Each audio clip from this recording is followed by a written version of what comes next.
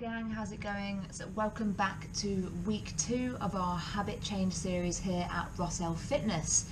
So today's topic is all about sleep and stress and how that impacts your weight loss and your lifestyle results. So it's incredibly important to recognize the link between all of the lifestyle factors and your weight loss and your weight maintenance, whatever it is that you're striving for, because traditionally when people approach weight loss, they tend to look at two things. They tend to look at food and they tend to look at exercise. And whilst those two things are very valid and they could be the very reasons that someone is not making progress, there are other factors that are involved, and there are actually many other factors that are involved, which is what you'll learn essentially over the next 6 weeks as we go through this series.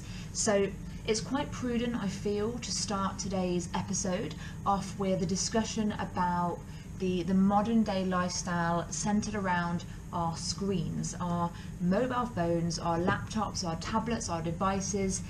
We're surrounded by screens. In fact, you are watching this on a screen right now, so we have to give amazing credit to how we are able to consume content these days and actually learn things. So we use screens for things like education, entertainment, but we also use them for distraction and procrastination, and they can lead us into a series of bad habits, because if we're spending too much time on our screens, if we're kind of mindlessly scrolling all day every day, we're kind of entering into a state of overstimulation potentially, and if we're getting an information overload, then we kind of go through the day without having an off switch. There's no kind of calm or peace in the mind. We're constantly kind of information is shooting into our eyes and stimulating our brains and making us think about things. And this is good for some things. This is good, like I said, for education and entertainment. But beyond that, if we're overdoing it, if we're getting overstimulated, then we're going to struggle again to either find the time to do the things we need to do for weight loss, or we're going to struggle with the motivation that we need essentially to actually do the things we need to do for weight loss. And we'll cover that more, I believe, in week 5. But for today, we're focusing on kind of how screens can impact our sleep. Okay, so if you are on your screens and your devices all day, every day, and going into the evening, and we don't have the off switch that we need in the evening to get a good night's sleep, and the value of sleep in the weight loss equation is incredible. If we don't get the sleep that we need, then we're going to be working against our bodies. We're going to be working against everything. We're going to making it so much harder for ourselves to actually get the weight loss results. So it's incredibly valuable to understand how to set yourself up for a fantastic night's sleep, and therefore put yourself in a position where it's easier to lose weight. Okay, so sleep is a massive factor in weight loss, in fat loss, and in lifestyle change. We've got to consider the different elements that impact either having a restful night's sleep or not having a good night's sleep whatsoever. So we've got to think about the way your room is set up. So what we really want to create in our bedroom, in our house, and wherever we're living, is a sleep cavern. So we want it to be somewhere that is essentially just for sleep and not really for anything else. We don't want TV in the bedroom. We don't want devices in the bedroom. Sleep and private alone time with your significant other. They're the two things really that the bedroom should be for. We shouldn't really be reading in there. We shouldn't really be watching movies in there. We shouldn't really be on our phones in there, because all of those things are quite stimulating for the brain. So if you're getting to a point in the evening where you're going into your room and you sort of lie in bed and you're reading a really intense book, or you're watching a really intense kind of action-packed movie, this is not setting up your brain, not setting up your mind or your body for actually falling asleep. Whether you fall asleep or not is a different matter. What we're talking about here is having a restful, peaceful sleep, a restorative sleep. So, for example, there are many people in my family who actually fall asleep with the TV on, and it stays on all night, and the lights are on, the TV's blaring at them, and they're fast asleep. But that doesn't mean they're having a good restful night's sleep. It doesn't mean they're having a restorative sleep. It just means that they've passed out in front of the TV. So we've got to kind of understand the difference between those two things, so we can make sure that we're not only setting the room up in the right way, but also understanding why it's important that we do these things and get the balance right between potentially winding down with some TV in the living room downstairs and then choosing to go upstairs to go to bed, which is an actual signal for your body and your brain that bedtime is imminent. So we've got to start creating a routine in the evening where potentially you set a cut-off time for when you last watch the TV, a cut-off time for your phone, and a cut-off time for any kind of laptop or tablet work, so that you can actually start to make your brain recognize that sleep is coming. If you have a step-by-step process, which I'll talk to you about in a minute as well, the different things you can do, but if you start that process with considering that your skin and your eyes are the most responsive organs in your body to light, okay? So if you've got the TV blaring at you, if you've got your phone screen like glowing in your face and it's dark outside, so half of your body and your brain is saying, oh well, it's night time, but the other half is saying, no, look, it's light, it's daytime. So we've got to start to tell the body the right thing so it knows what to do. So when it comes to light in your bedroom, you've got to consider the brightness of the main lights that you have, and if you don't have some sort of dimmer switch on your lights, then it's probably worth considering having some low-level lights that are by the bedside, like a either like a salt lamp or something that has like a nice kind of amber glow that's going to kind of represent a nice peaceful, preparing your body for sleep environment. We want to make sure that any glary things are out of the room, so if you can keep your phone out of the room, that would be fantastic.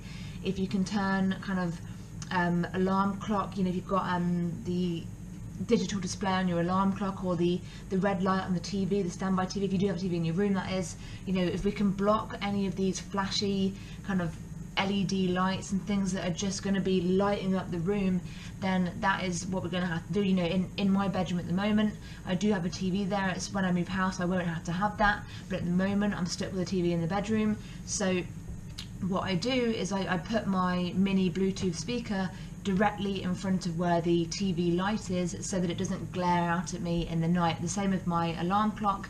I have a Lumi alarm clock which does have a digital display, so I put my lamp in front of that so that when I'm winding down in the evening, I have my salt lamp that gives me a nice kind of relaxing light, and that blocks out the display of the alarm clock. So it's just finding nifty little ways to make sure that your room is set up in a way that is calming, relaxing, and not stimulating, okay? We've got to be aware of noise as well. So if you're on a main road, I live on a main road at the moment, so on a main road there's a lot of traffic noise, so we've got to consider potentially keeping the windows closed or keeping them on the latch, so it's just minimizing that noise.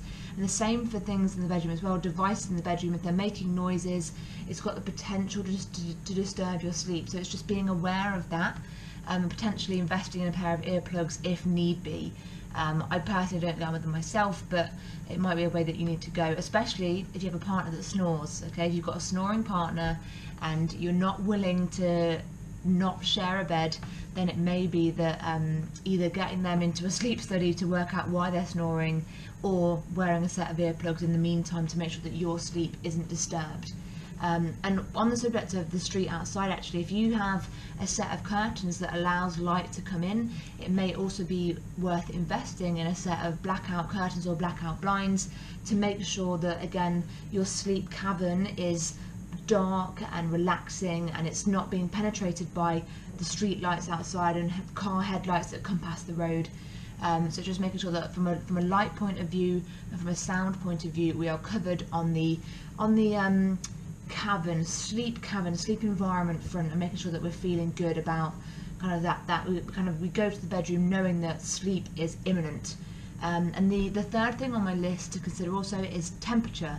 So the temperature of your room that is most conducive to going into a good restful sleep is slightly lower than you might expect. So we don't want the heating on full, we don't want it blasting out, we don't want to be covered from head to toe in like woolly pajamas. We want to have nice ventilation for our body and our skin. We don't want to have a massively thick duvet that makes us sweat. You want a nice kind of slightly lower than normal temperature in the room, and it's really, if you look at the way that we actually fall asleep, it's the drop in body temperature that comes from the difference in room temperature that actually is a stimulant for your body to go into a restful sleeping state. So one of the things you can do before bed is have a hot shower to kind of bring your body temperature up, and then you can have the contrast between the hot shower and being nice and warm and getting into a kind of a nice cool bed, not a cold bed, but a nice cool bed with those nice crisp sheets. And that is again a really strong stimulant for making sure that your body and your mind knows that bed is on the agenda and that sleep is coming.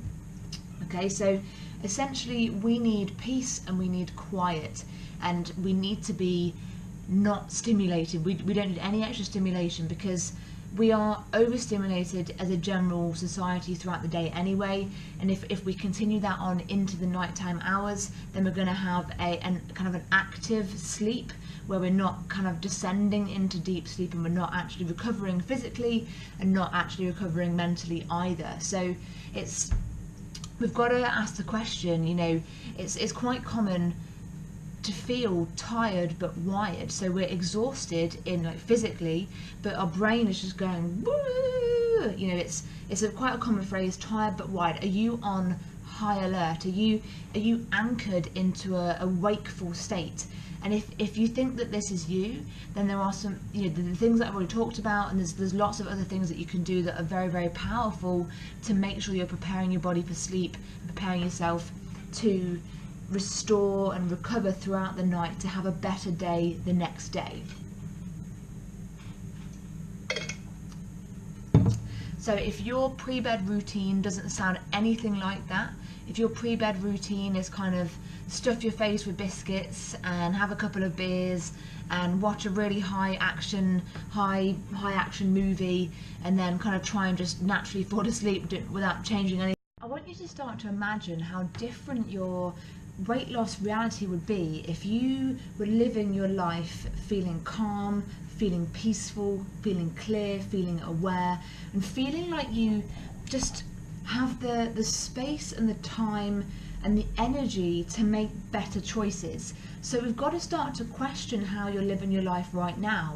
So I'm gonna send out some key words to you right now. I want you to decide which side of the line that you fall on. So are you living your life feeling reactive, feeling angry, feeling fearful, feeling frustrated, feeling confused? Or are you living your life right now feeling calm, feeling peaceful, feeling courageous, feeling like you have clarity, and ultimately getting results? Because there's only one side of that coin that gets results. You know, we don't end up with great lifestyle results, and we're not just talking about weight loss now. I'm talking about confidence, energy, well-being, health. You know, weight loss is one part of this equation, but you know, only one side of those things gets those results, and it's not the side where we're feeling reactive, when our emotions get the better of us, when our anger fuels our actions. You know, that is not a situation or a way of life that is going to get you the results in the long term. You know, we run out of energy incredibly quickly when we're full of anger, when we're full of frustration and confusion. Rarely does this lead to good choices, and when we don't make good choices, we don't get good results. So I hope you can start to see how meditation, the benefits that I listed before, so we've got lowering stress, lowering anxiety, increases in cognitive function, focus, awareness, immune system and sleep, and lowering negative emotions. So if all of these are true, and they definitely are because they have been proved in that study and in many other studies besides, so if you can start to see that meditation will help you with those things, and that those things, being in that state of clarity and peace and calm and courage, allows you to make better choices and therefore gets better results, I hope you can start to see the power in including meditation as part of your lifestyle. So one of the approaches to meditation that I personally like to use is an application that you can download onto your phone called Headspace. And Headspace is a very modern day way to meditate, because they don't make it they take away all the stigma that's around meditation, because it's not really seen as a science-backed thing, even though there are now science-backed studies around, and it's kind of written off as something that hippies do. And it's something that I personally resisted for a long time. In my youth and in my arrogance, I believed that it was just for people that were weak, and that was my incredibly naive mistake, because meditation has completely changed the way I approach my lifestyle, and it's revolutionized my results. And I've seen it with my clients when they embrace the idea, of working on their mindset like you are doing right now. The results that they can get are astronomical compared to just looking at food and exercise. So if we can get a grip on the mindset, if we can get a grip on the habit change, and if we can embrace the idea of meditation in whichever form that you want to do, and in the action pack today, I'll link up a few different options for you to try out to see if you kind of get on with any of them, and if you don't, we can look at other options as well. But essentially, we've got to bring ourselves into this calm, peaceful kind of, it's called a parasympathetic state. We've got two kind of nervous system states that we can exist in. We've got the fight or flight, the kind of sympathetic nervous system, where we're kind of stressed and anxious, and our adrenaline, our cortisol hormones are kind of going crazy to make sure that we're still safe. And then we've got our parasympathetic hormones, where we're calmer, we're able to digest our food better, we're able to make better choices, we've got a better control of everything. Essentially, we can do everything better from this calm, peaceful parasympathetic state. So if you can embrace the idea of meditation or the simple idea of breathing exercises, then you're going to find that your choices come from peace and calm more often, which means you'll be more consistent, and more consistently good choices means more consistently good results. So we've got to factor all of this in together. We've got to make sure that the whole lifestyle is being managed in a way that suits you. And this brings me on to the idea of diets. So the mistake that I feel that we make a lot of the time with diets is the association that we put with that word diet. So, you know, when I was brainstorming earlier, I was thinking of words that I associate with dieting, and I came up with things like restriction, shame, guilt, low calories, low fat, you know, the phrase, I can't eat that, I can't eat this, I'm not allowed to have that, this is a sin, this is too much, this is too much of this for me. And it's, any of those things could be valid and could be true. However, when they associate with diet, for me, everyone that I've met that's done a classical diet, or maybe done a few of them, have come out of it feeling like they've lost a little bit of themselves in the process. And what they've lost isn't weight, sadly. They've lost a little bit of their confidence, they've lost a little bit of their ability to make better choices, to make good choices. They've lost a little bit of their knowledge about food, because they've been led down a path where strong beliefs have been kind of explained to them, which may or may not be true. So what we have to bring the word diet back to, if possible, is the actual true meaning of the word diet comes from Greek origins, and it means way of life. Diet actually kind of translates as, or means, or represents a way of life. So that is what I'm trying to teach you right now in this series of videos. It's not just about a 6-week short-term thing.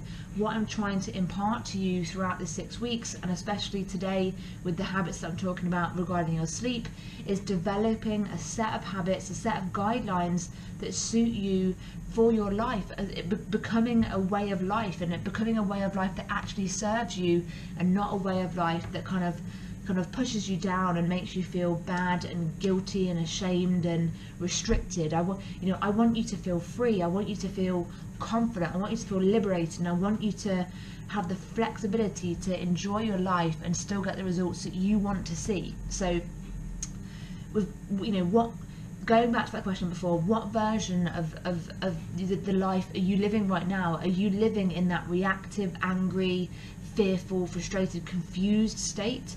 And if, because you're here watching this video, and because of the nature of these videos, I'm going to suggest strongly that that is kind of where you are situated right now. What we're going to strive for is that clarity, that kind of peaceful, calm, courageous, environment in your mind and in your external environment to get you closer to the results that you want to see. So when it comes to meditation, we're not really thinking about specific goals. We don't kind of the purpose of meditation is essentially just to kind of empty the cup. We're looking at having a better understanding of ourselves. We're looking at, being kinder to ourselves. We're looking at quietening down the noise, the chatter in your mind, so you can make choices and decisions from a place of peace. We're looking at learning to listen to our thoughts and not judging them. And we're looking to just stop hijacking the present and live in the now, making smart, logical, healthy choices in the present without worrying about the past or without worrying about the future, without projecting into either of those directions, just making sure that in the moment right now, you are living, you are aware, you are clear, and you are making your choices from a place of being present and aware, okay?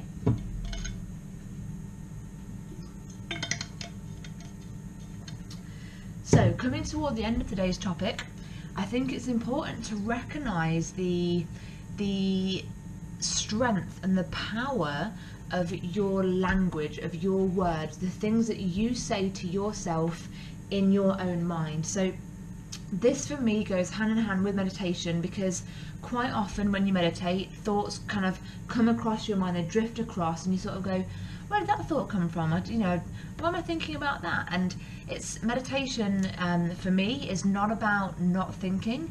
It's just about recognizing that you're having these thoughts and bringing your attention back to the breath when you recognize the thought. So it's not about stopping thinking. That's almost impossible as far as I'm concerned. Meditation is about creating enough space so that you can have some peace and quiet in your mind to make better choices. So in the language that you say to yourself, in the phrases and the words that you say to yourself, we've got to recognize that the language that you use will dictate your beliefs, and the things that you say to yourselves, that will become your Bible, essentially. So if you are saying things to yourself that are not conducive to having high confidence, then what do you think your choices will be like? We've got to start to understand the positive and negative effects of certain phrases, certain words, and certain constructions of sentences to make sure that we are positively affirming that we are good, strong people, that we can do this. Because if you keep telling yourself that you can't do it, then that is what is going to happen. What you say will happen. That's whatever you say to yourself will be the reality that you live in. So if you say things to yourself, and if you catch yourself like this, if you say things like, I'm fat, I'm unworthy, I'm ugly, I'm useless, I'm disgusting, I'm never going to get there, I can't do this, this is pointless, I'm not good enough to do this, I'm not strong enough. If you say those things, then that will be your reality. You will not be able to change your ways if you keep reaffirming the fact that you can't do it. However, on the flip side, if you recognize and you accept the fact that the negative language leads you in one direction, I hope that you can see that positive language can very, very quickly and strongly lead you in the opposite direction. So if you just flip those things around, if you repeat things like, I am worthy, I am valuable, I am beautiful, even if you don't technically believe it at the beginning, we've got to start this channel change. We've got to start the different channel in your mind. We've got to flip the switch and make sure that you are mentally recognizing that you can do this. I can do this. I am healthy. I am able to do this. I am able to take control. I am able to change. I can do it. And it's in the repetition of those sorts of phrases, those sorts of positive phrases, and it's not about repeating things that aren't true. Some of my absolute favourite reinforcements are the phrases, I am enough and I am responsible for my life. And it's in those two phrases that I enabled myself to turn things around for me, and it's through the the conviction and the commitment and the consistency that my clients and I work together on taking responsibility and recognizing that it is possible, it is doable, and building their confidence up to a level where they know that they can do it. So that is what we're going to do together, you and I, is to do that, the same thing over the next 5 weeks, over the next 4 videos, making sure that we are covering all of our bases and making sure that you understand from every point of view how this weight loss is going to happen and how this lifestyle change and habit change is going to happen.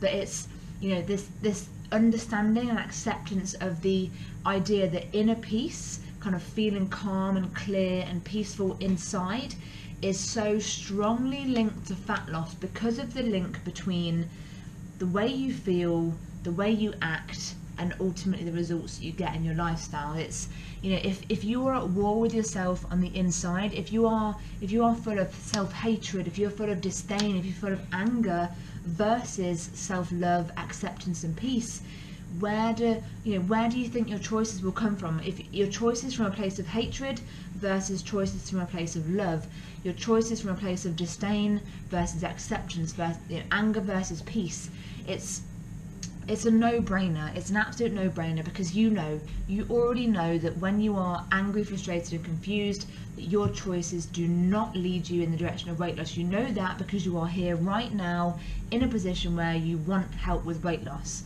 You know that the situation that you are in, the reality of your situation, is that the way that you've been thinking, the way that you've been feeling has not been leading you down the correct choices, down the correct path.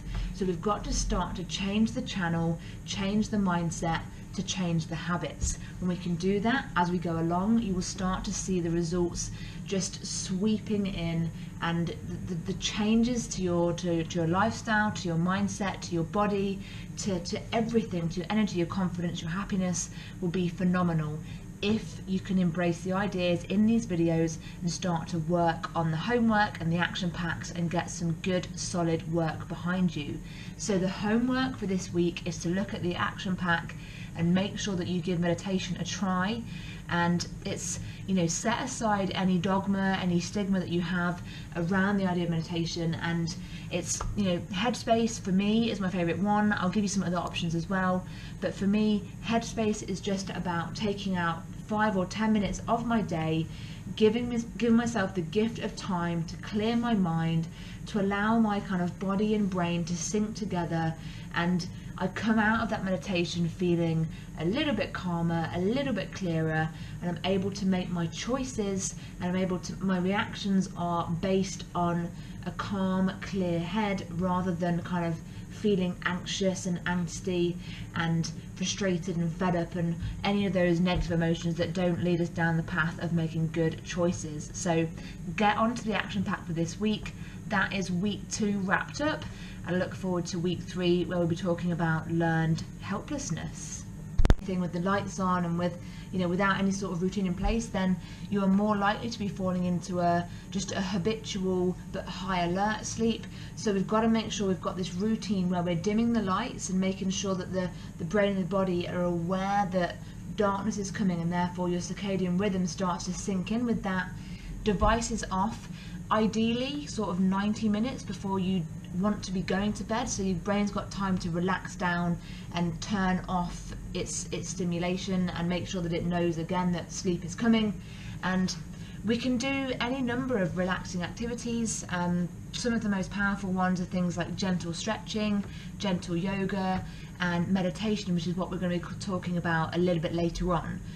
Don't worry, it's not meditation in the classical sense of umming and ahhing and a little bit kind of whatever stigma you've attached to meditation. It's a different form of meditation we're talking about here. It's just about getting you into a restful, positive sleep state so that you get good recovery. So we've got to consider your sleep in your behavior the following day. So if you've had a bad sleep, do you think that your choices are going to be better, or do you think your choices are going to be worse?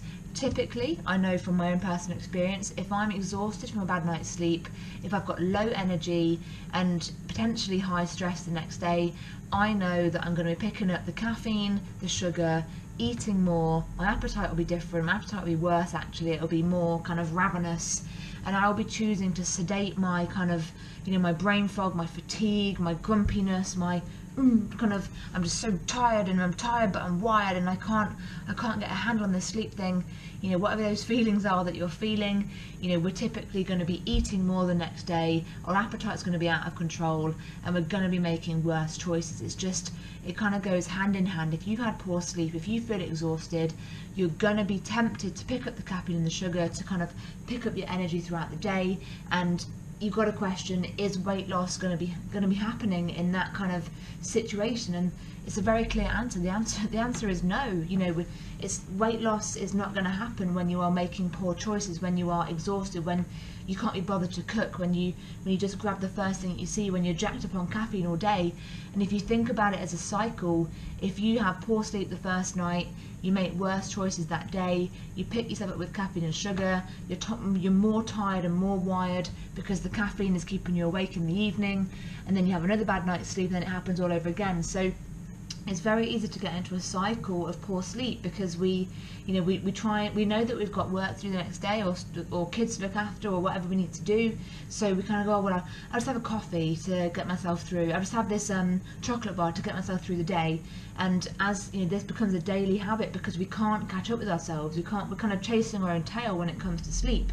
So we've got to be targeting that sleep routine, breaking free of that cycle and making sure that when it comes to the evening, you are clearly and concisely telling your body and your mind that this is what we're going to be doing now. Sleep is coming, and we're preparing ourselves for that process. So when it comes to sort of sleep targets, we're looking really at a minimum of 7 hours, and then kind of like a 7 to 9 hour period where we're actually going through our sleep cycles and making sure that we are recovering, going through light, through into deep sleep and back out again. So if you have less than 6 hours sleep, and if you go through less than 5 sleep cycles, then we don't actually go through the process of the mental repair that you need on a day-to-day basis. So you're not actually processing the previous day's activities and the previous day's thoughts and feelings and emotions, so we don't actually recover physically or mentally either. So we get to that position where we are feeling tired and wired, we are feeling exhausted, and it's just going around in that vicious circle, and we can't catch a break. So this is where factoring in other things in your evening or throughout your day can really come hand in hand with this sleep approach. So we've got a good understanding, hopefully by now, of what we need to do to prepare our bedroom for sleep, and we're going to talk now about how you can prepare mentally for sleep. So meditation, as I mentioned, it's now becoming more mainstream, it's becoming more understood, and there's less doubt around the subject.